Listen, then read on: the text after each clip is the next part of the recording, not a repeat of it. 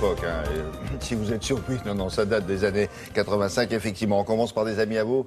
Bonjour William, bonjour à tous. Eh bien oui, à lire la presse, on croise tout un tas d'experts savants, de voyants autoproclamés, de Madame Soleil de l'Apocalypse et autres marchands de futur qui nous expliquent le monde dans le sens où il va, mais sont rarement confrontés à leur audace prévisionniste à l'heure du bilan. Par exemple, dans Le Monde, on peut lire ce matin que le G7 a fixé une baisse des émissions de CO2 de 40 à 70% pour 2050. D'ici là, on a le temps de voir. Dans l'équipe nouvelle formule, format tabloïd, on s'immerge dans le secret des transferts. Ronaldo au PSG, Gignac à Lyon, Griezmann au Bayern, qui vivra verra et ainsi de suite.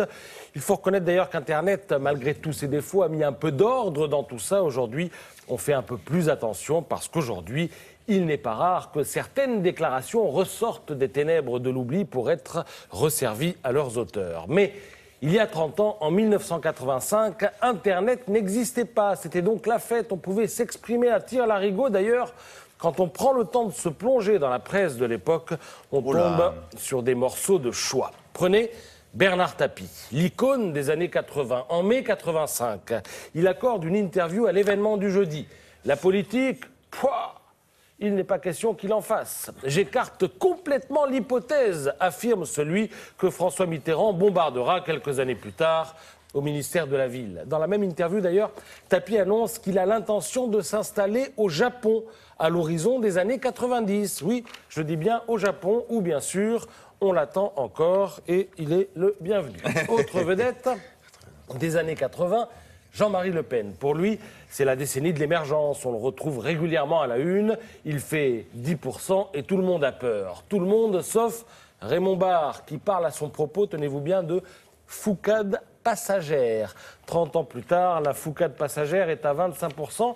Et c'est la fille qui fait fructifier l'héritage. La fille, oui, la fille. Marine, non, pas tout à fait.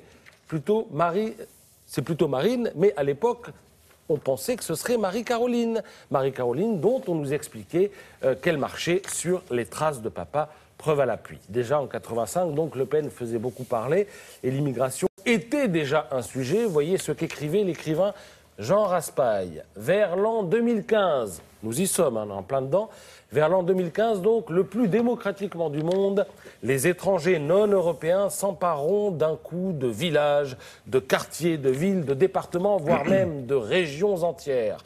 30 ans plus tard, on n'en est pas vraiment là, même s'il existe quand même en France des zones de non-droit, ce qui n'est pas une bonne nouvelle.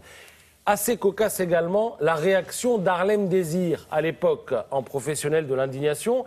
Il relève la notion abjecte, je cite, la notion abjecte d'étrangers non européens. Elle est tellement abjecte, cette notion, que 30 ans plus tard, donc aujourd'hui, on la retrouve noir sur blanc, regardez, sur le site officiel de l'administration française, servicepublic.fr. Qu'en pense le secrétaire d'État chargé aux affaires européennes, mystère. On pourrait ainsi multiplier les exemples. Tenez, en 85, vous vous le rappelez sans doute, on est aux prémices de l'explosion du PAF, avec la privatisation annoncée d'une chaîne de services publics. Partout, il est écrit que France 2, Antenne 2, à l'époque, sera choisie pour être privatisée, au prétexte que TF1, la plus ancienne des chaînes, fait partie du patrimoine national et qu'on ne touche pas au patrimoine national. On connaît la suite de l'histoire, une chose est sûre, public ou privé, ça n'aurait rien changé pour Télématin, émission de qualité et qui bat des records de part de marché.